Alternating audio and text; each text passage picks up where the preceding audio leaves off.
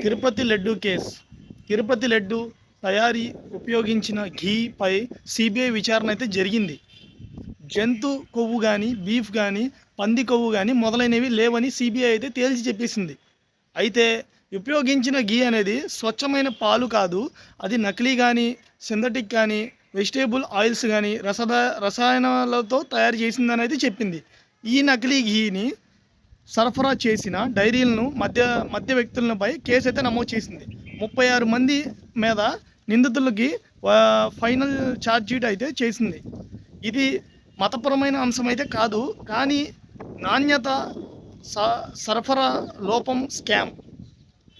చివరికి నేను చెప్పేది ఏంటంటే, లడ్డూలో జంతు కొవ్వు అయితే లేదు, కానీ నకిలీ ఘీ వాడటం వల్ల కేసు అయితే నమోదైంది.